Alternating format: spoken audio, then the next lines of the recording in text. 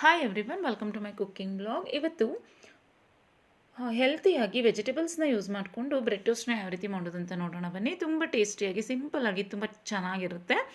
ಇದಕ್ಕೆ ನಾನಿಲ್ಲಿ ಸ್ವಲ್ಪ ವೆಜಿಟೇಬಲ್ಸ್ನ ಸಣ್ಣದಾಗಿ ಹೆಚ್ಚಿಬಿಟ್ಟು ಇಟ್ಕೊಂಡಿದ್ದೀನಿ, ಕೆಲವು ವೆಜಿಟೇಬಲ್ಸ್ನ ತುರಿದ್ಬಿಟ್ಟು ಇಟ್ಕೊಂಡಿದ್ದೀನಿ. ಇಲ್ಲಿ ನಾನು ಕ್ಯಾರೆಟ್ನ ತುರ್ಕೊಂಡ್ರೆ ಚೆನ್ನಾಗಾಗುತ್ತೆ.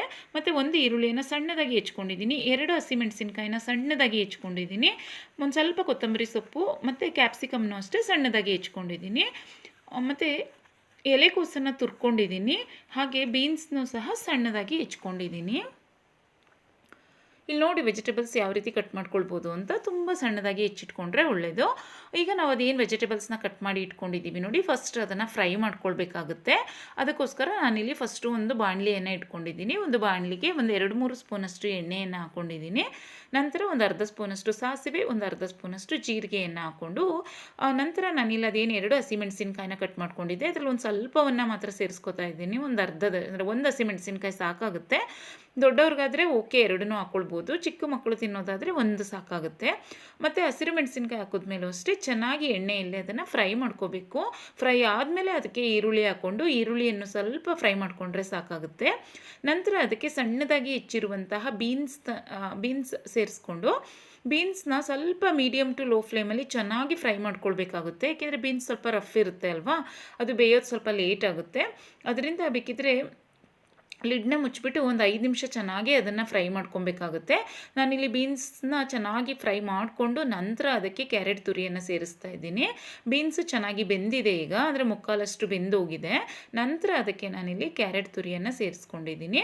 ಕ್ಯಾರೆಟ್ ತುರ್ಕೊಂಡಿರೋದ್ರಿಂದ, ಕ್ಯಾರೆಟ್ ಸಣ್ಣದಾಗಿ ಹೆಚ್ಕೊಂಡಿದ್ದಿದ್ರೆ ಅದು ಸಹ ಟೈಮ್ ತೊಗೊಳ್ತಾ ಇತ್ತು, ಆದರೆ ಕ್ಯಾರೆಟ್ನ ತುರ್ಕೊಂಡಿರೋದ್ರಿಂದ ತುಂಬ ಏನು ಟೈಮ್ ತೊಗೊಳ್ಳಲ್ಲ.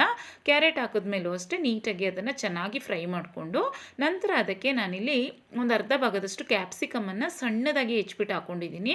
ಈಗ ಯಾವ ಮಕ್ಕಳು ಕ್ಯಾಪ್ಸಿಕಮ್ ತಿನ್ನಲ್ಲ ನೋಡಿ, ಪಲ್ಯದಲ್ಲೆಲ್ಲ ಕ್ಯಾಪ್ಸಿಕಮ್ನ ತೆಗೆದಿಟ್ಬಿಡ್ತಾರೆ, ಅಂಥವರು ಸಹ ಇದನ್ನು ತಿಂತಾರೆ, ಗೊತ್ತಾಗೋದಿಲ್ಲ ಅವರಿಗೆ ಕ್ಯಾಪ್ಸಿಕಮ್ ಹಾಕಿರೋದು. ನಂತರ ಕ್ಯಾಪ್ಸಿಕಮ್ ಹಾಕಿದ್ಮೇಲೂ ಅಷ್ಟೇ ಫ್ರೈ ಮಾಡ್ಕೊಂಡ್ಮೇಲೆ ಅದಕ್ಕೆ ಒಂದು ಅರ್ಧ ಸ್ಪೂನಷ್ಟು ಉಪ್ಪನ್ನು ಸಹ ಸೇರಿಸ್ಕೊತಾ ಇದ್ದೀನಿ. ಈಗ ಚೆನ್ನಾಗಿ ಫ್ರೈ ಮಾಡ್ಕೊಳ್ಬೇಕು ಉಪ್ಪನ್ನು ಸೇರಿಸಿದ್ಮೇಲೆ. ನಂತರ ಅದಕ್ಕೆ ಒಂದು ಅರ್ಧ ಸ್ಪೂನಷ್ಟು ಅಚ್ಚಕಾರದ ಪುಡಿ, ಒಂದು 1/4 ಸ್ಪೂನಷ್ಟು ಜೀರಿಗೆ ಪುಡಿ, ಒಂದು 1/4 ಸ್ಪೂನಷ್ಟು ಗರಂ ಮಸಾಲ ಮತ್ತು ಒಂದು 1/4 ಸ್ಪೂನಷ್ಟು ಅರಿಶಿನ ಪುಡಿಯನ್ನು ಸಹ ನಾನಿಲ್ಲಿ ಸೇರಿಸ್ಕೊಂಡಿದ್ದೀನಿ. ನಂತರ ಇದಕ್ಕೆ ಮ್ಯಾಗಿ ಮಸಾಲ ಬರುತ್ತೆ ನೋಡಿ, ಮ್ಯಾಗಿ ಮಸಾಲ ಇದ್ದರೆ ಅದನ್ನು ಸಹ ಸೇರಿಸ್ಕೊಳ್ಳಿ, ತುಂಬ ಚೆನ್ನಾಗಿ ಆಗುತ್ತೆ. ಇಲ್ಲಾಂದರೆ ಚಾಟ್ ಮಸಾಲ ಇರುತ್ತೆ ನೋಡಿ, ಅದನ್ನು ಸೇರಿಸ್ಕೊಂಡ್ರೂ ಸಹ ತುಂಬ ಚೆನ್ನಾಗಾಗುತ್ತೆ. ಮತ್ತು ನಾನಿಲ್ಲಿ ಟೊಮೊಟೊವನ್ನು ಈ ಟೈಮಲ್ಲಿ ಈಗ ಟೊಮೊಟೊ ಹಾಕ್ಕೊಂಡ್ರೂ ಸಹ ತುಂಬ ಚೆನ್ನಾಗಾಗುತ್ತೆ. ಟೊಮೊಟೊ ಇದ್ದರೆ ಟೊಮೊಟೊವನ್ನು ಸಹ ಹಾಕ್ಕೊಳ್ಳಿ. ಟೊಮೊಟೊ ಬೇಡ ಅನ್ನೋರು ನಿಂಬೆಹಣ್ಣು ಸಹ ಹಾಕ್ಕೊಳ್ಬೋದು. ನಾನಿಲ್ಲಿ ನಿಂಬೆಹಣ್ಣು ಇವತ್ತು ಹಾಕ್ಕೊಳ್ತಾ ಇರೋದ್ರಿಂದ ಟೊಮೊಟೊ ಹಾಕಿಲ್ಲ. ನಂತರ ಇದಕ್ಕೆ ನಾನು ಏನು ಎಲೆಕೋಸನ್ನು ಕಟ್ ಮಾಡಿದ್ದೆ ನೋಡಿ, ಅದನ್ನು ಸೇರಿಸ್ಬಿಟ್ಟು ಚೆನ್ನಾಗಿ ಫ್ರೈ ಮಾಡ್ಕೊಳ್ತಾ ಇದ್ದೀನಿ. ಈಗ ಎಲ್ಲ ವೆಜಿಟೇಬಲ್ಸ್ ಸಾಕಾಗಿದೆ ಅಲ್ವಾ, ತುಂಬ ಚೆನ್ನಾಗಿ ಅದನ್ನು ಫ್ರೈ ಮಾಡ್ಕೊಳ್ಬೇಕು. ಯಾಕೆಂದರೆ ನಾವು ಹಂಚ ಮೇಲೆ ಅದನ್ನು ಟೋಸ್ಟ್ ಮಾಡ್ಕೊಳ್ಳುವಾಗ ಅಷ್ಟೇನು ಫ್ರೈ ಆಗೋದಿಲ್ಲ ಅದು, ಅದರಿಂದ ಚೆನ್ನಾಗಿ ಎಲ್ಲ ವೆಜಿಟೇಬಲ್ಸ್ನ ನಾವು ಇಲ್ಲೇ ಕುಕ್ ಮಾಡ್ಕೊಬೇಕಾಗುತ್ತೆ. ಅದನ್ನು ನಾವು ಮುಟ್ಬಿಟ್ಟು ನೋಡಿದಾಗ ಫುಲ್ ಸಾಫ್ಟ್ ಆಗಿರಬೇಕು. ಬೀನ್ಸ್, ಕ್ಯಾರೆಟ್ ಎಲ್ಲ ಏನಿದೆ ನೋಡಿ, ಅದು ಕ್ಯಾರೆಟ್ ತುರಿದಿರೋದ್ರಿಂದ ಸಾಫ್ಟ್ ಆಗುತ್ತೆ. ಬೀನ್ಸ್ನ ಚೆಕ್ ಮಾಡಿಕೊಂಡಾಗ ಗೊತ್ತಾಗುತ್ತೆ ನಮಗೆ. ಚೆನ್ನಾಗಿ ಸಾಫ್ಟ್ ಆದಮೇಲೆ ಅದನ್ನು ತೆಕ್ಕೊಬೇಕಾಗುತ್ತೆ. ನೋಡಿ, ನಾನು ಇನ್ನೂ ತುಂಬ ಚೆನ್ನಾಗಿ ಅದನ್ನು ಮೀಡಿಯಮ್ ಟು ಲೋ ಫ್ಲೇಮಲ್ಲಿ, ಫುಲ್ ಲೋ ಫ್ಲೇಮಲ್ಲಿ ಇಟ್ಬಿಟ್ಟು ಚೆನ್ನಾಗಿ ಇದನ್ನು ಫ್ರೈ ಮಾಡ್ಕೊಂಡಿದ್ದೀನಿ. ಈಗ ನೋಡಿ ಅದನ್ನು ನಾನು ಸ್ಟವ್ ಆಫ್ ಮಾಡಿ ಒಂದು ಸ್ವಲ್ಪ ತಣ್ಣಗಾದ್ಮೇಲೆ ಅದಕ್ಕೆ ಒಂದು 2-3 ಡ್ರಾಪಷ್ಟು ಅಷ್ಟೇ ನಿಂಬೆ ರಸವನ್ನು ಸೇರಿಸ್ಕೊಂಡಿದ್ದೀನಿ. ಯಾರು ನಿಂಬೆ ರಸವನ್ನು ಸೇರಿಸ್ಲಿಕ್ಕೆ ಇಷ್ಟ ಇರಲ್ಲ ಅವರು ಆಮ್ಚೂರ್ ಪೌಡರ್ ಇದ್ದರೆ ಅದನ್ನಾದರೂ ಸೇರಿಸ್ಕೊಳ್ಳಿ, ಇಲ್ಲ ಅಂದರೆ ಅಲ್ಲಿ ಫ್ರೈ ಮಾಡುವಾಗ ಟೊಮೊಟೊ ಸಹ ಹಾಕ್ಕೊಳ್ಳಿ. ನಂತರ ನೋಡಿಲಿ ನಾನು ಬ್ರೆಡ್ ಟೋಸ್ಟ್ನ ಮಾಡ್ಕೊಳ್ಳಿಕ್ಕೆ ಒಂದು 4 ಪೀಸ್ ಬ್ರೆಡ್ಡನ್ನು ತೊಗೋತಾ ಇದ್ದೀನಿ. ಇದೇನು 4 ಪೀಸ್ ಬ್ರೆಡ್ ಇತ್ತು, ಫಸ್ಟು ಒಂದು 2-3 ಸ್ಪೂನಷ್ಟು ತುಪ್ಪವನ್ನು ಹಾಕ್ಕೊಳ್ಬೇಕು. ತುಪ್ಪವನ್ನು ಹಾಕ್ಕೊಂಡು ಅದು ಫ್ರೈ ಆದಮೇಲೆ ಮತ್ತೆ ಇನ್ನೊಂದು 2 ಸ್ಪೂನಷ್ಟು ನಾನು ತುಪ್ಪವನ್ನು ಹಾಕ್ಕೊಂಡಿದ್ದೀನಿ. ಏಕೆಂದರೆ ಅದು ಟರ್ನ್ ಮಾಡಕ್ಕೊಳ್ತೀವಲ್ವ, ಆ ಟೈಮಲ್ಲಿ ಸಹ ಅದಕ್ಕೆ ತುಪ್ಪ ಬೇಕಾಗುತ್ತೆ. ಅದರಿಂದ ಈಗ ನಾನೊಂದು 5 ಸ್ಪೂನಷ್ಟು ಇದಕ್ಕೆ ತುಪ್ಪವನ್ನು ಹಾಕ್ಕೊಂಡಿದ್ದೀನಿ. ಈಗ ತುಪ್ಪದಲ್ಲಿ ನಾವು ನೀಟಾಗಿ 2 ಕಡೆಯೂ ಫ್ರೈ ಮಾಡ್ಕೊಳ್ಬೇಕು. ಆದರೆ ಫ್ಲೇಮ್ನ ಮಾತ್ರ ನೋಡಿ, ಈಗ ಫ್ರೈ ಆದಮೇಲೆ ಪೂರ್ತಿಯಾಗಲಿ ಲೋ ಫ್ಲೇಮ್ ಮಾಡ್ಕೊಂಬಿಡಿ.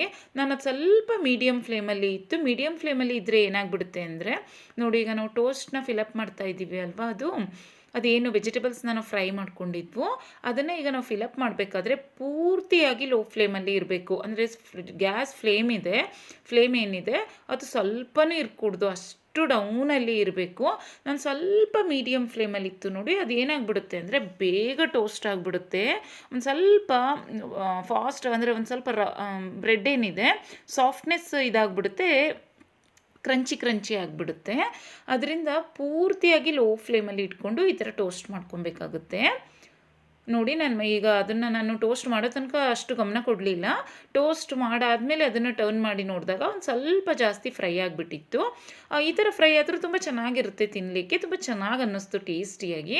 ಆದರೆ ಕೆಲವ್ರಿಗೆ ಒಂದು ಸ್ವಲ್ಪ ರಫ್ ಇರಬಾರ್ದು ನೋಡಿ, ಸಾಫ್ಟ್ ಇರಬೇಕು ಅಂಥವರು ಒಂದು ಸ್ವಲ್ಪ ಫ್ಲೇಮ್ನ ಪೂರ್ತಿಯಾಗಿ ಕಡಿಮೆ ಮಾಡ್ಕೊಳ್ಳಿ.